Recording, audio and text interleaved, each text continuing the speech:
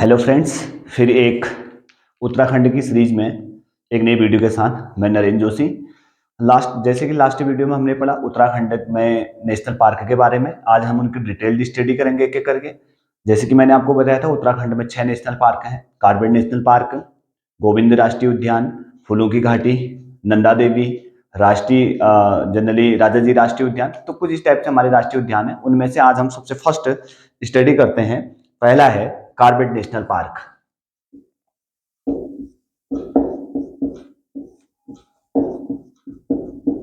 Corbett National Park आज का topic है हमारा, कार्बेट नेशनल पार्क। तो इस टॉपिक के बारे में हम स्टडी करेंगे। ठीक है, कुछ इंपॉर्टेंट क्वेश्चन जो हमारे जनरली एग्जाम में पूछे जाते हैं उनके बारे में हम ज्यादा डिस्कस करेंगे, ज्यादा लंबा चौड़ा नहीं जाएंगे। तो देखिए, सबसे पहले बात आती है एस्टैब्लिशमेंट की। एस्टैब्लिशमेंट मींस स्थापना। इसकी जो स्थापना हुई थी 1936 में, 1936 में इसकी स्थापना हुई है। अगर आप देखेंगे, जो हमारे पास कार्बेट नेशनल पार्क है, इसकी जो स्थापना है 1936 में है। इसका पहला फीचर है। ठीक है, सेकंड फीचर की बात करेंगे। ये जो पार्क है एशिया का फर्स्ट नेशनल पार्क है। एशिया का फर्स्ट नेशनल पार्क है। ठीक है ना।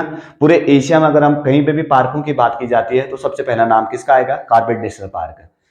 थर्ड आएगा भारत का सबसे पहला पार्क। भारत का सबसे पहला पार्क। नेक्स्ट बनता है इसका पॉइंट, भारत का सबसे पहला नेशनल पार्क है। अगर बात करेंगे भारत का सबसे पहला नेशनल पार्क कौन सा है, तो हमेशा आप किसके साथ जाएंगे? कार्बेट नेशनल पार्क के साथ। ठीक है, देखिए इसका एक और नाम क्या है? तत्कालीन गवर्नर। तत्कालीन गवर्नर सर हेली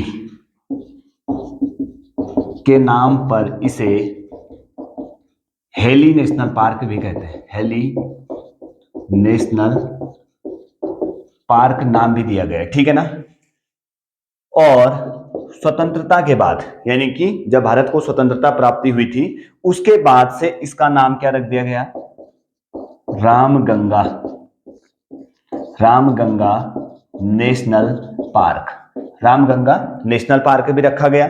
ठीक है, बात आती है 1957 में।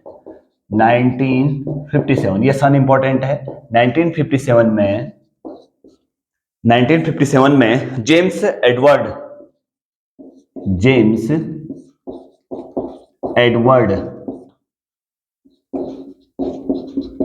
जिम कॉर्बेट के नाम पर जिम कॉर्बेट पार्क। ठीक है, नेक्स्ट इसमें बनता है 520.82 वर्ग किलोमीटर का क्षेत्रफल। ठीक है, और इसमें से भी बात आएगी तो ये कहां कहां फैला है? नैनीताल प्लस पौड़ी गढ़वाल। ठीक है ना। तो कुछ पॉइंट मैंने लिखे हैं यहाँ पे, अभी हम इनके डिस्कस करेंगे। उसके बाद आ जाता है इसकी बात देखते हैं। इसमें हम पॉइंट वाइज हमने कैटेगराइज कर रखा है। 1 नवंबर 1973 को इसे 1 नवंबर 1973 को इसे बाघ संरक्षित घोषित किया गया। उसके बाद एक और पॉइंट हम इसमें देखते हैं, इसे प्रोजेक्ट एलिफेंट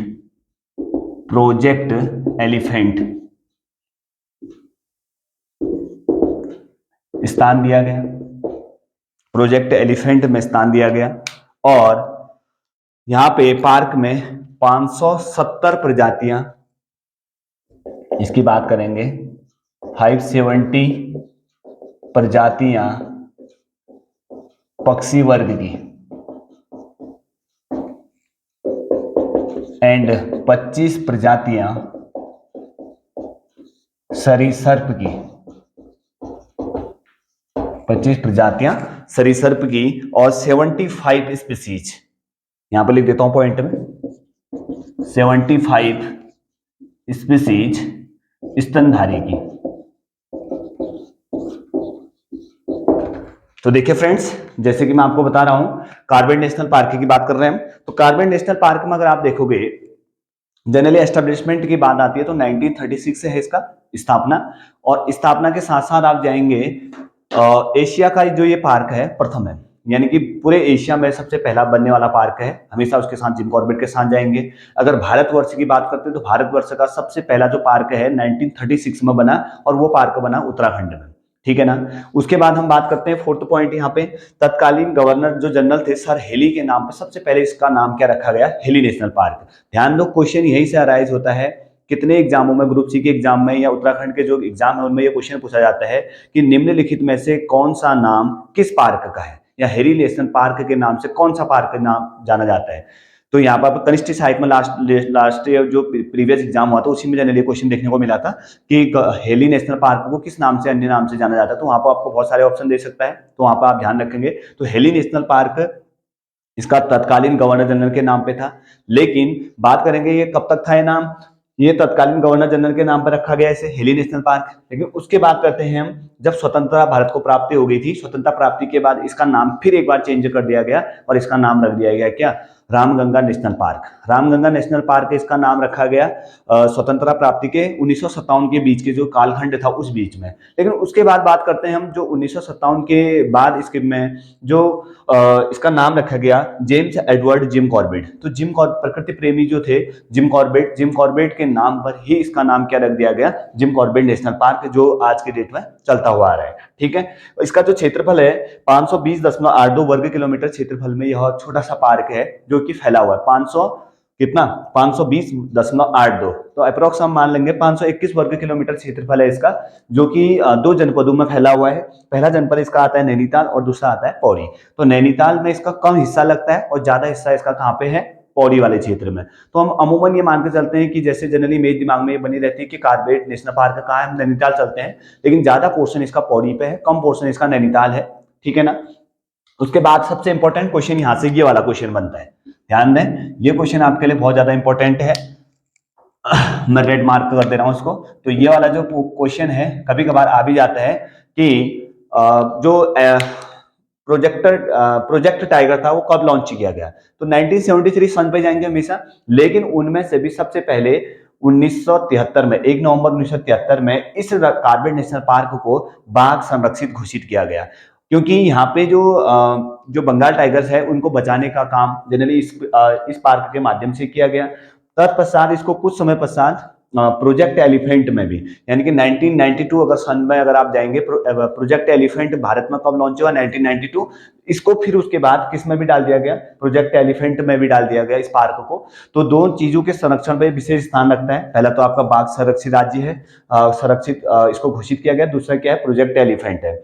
अब बात यहाँ पर हम कर रहे हैं कि यहाँ पे कौन कौन सी स्पीसीज जनरली देखने को मिलेगी आपको, अबाउट 570 स्पीसीज ऑफ बर्ड्स, यानी कि यहाँ पे कम से कम 570 जो स्पीसीज हैं वो पक्षी जो एविस फैमिली है उनसे हैं, और उनमें से भी अगर आप बात करेंगे 25 स्पीसीज सरीसृप की है, जिसमें जनरली मगरमच्छ, घड़ियाल ये आ जाते हैं, रेप्टाइल्स आते हैं। तो 25 स्पीसीज किसकी मिलेंगी आपको, सरीसृप की मिलेंगी, और अबाउट 75 स्पीसीज क्या है, मैमल्स की है, स्तनधारी, जनरली जिनमें हाथी या बाघ ये सारी चीजें, चीतल, सांभर और कांकड़, घुरड़ ये चीजें आ रहे हैं, ये सारे वहां पर आपको देखने को मिलेंगे।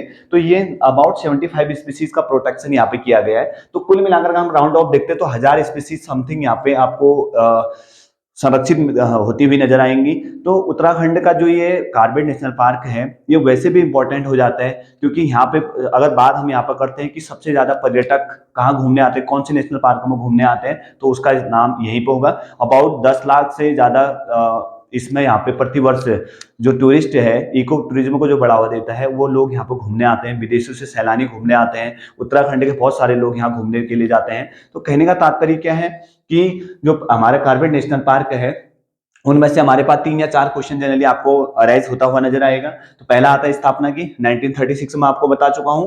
उसके बाद आ जाता है आपका कि इसका नाम सर हिजली नेशनल पार्क था। स्वतंत्रता के बाद इसका नाम रामगंगा नेशनल पार्क रखा गया और फाइनली इसका नाम जिम कॉर्बेट के नाम से जिम कॉर्बेट नेशनल पार्क रखा गया। और सबसे अच्छी बात यहाँ की ये है कि इसे 1 नवंबर 1973 को बाघ राज्य में या बाघ जो संरक्षित राज्य है उसमें घोषित कर दिया गया। बाद में इसको प्रोजेक्ट एलिफेंट में डाल दिया गया। बाद में इसमें अगर बात कर रहे हैं तो प्रोजेक्ट क्रोकोडाइल में भी इसको लेने की बात हो रही है।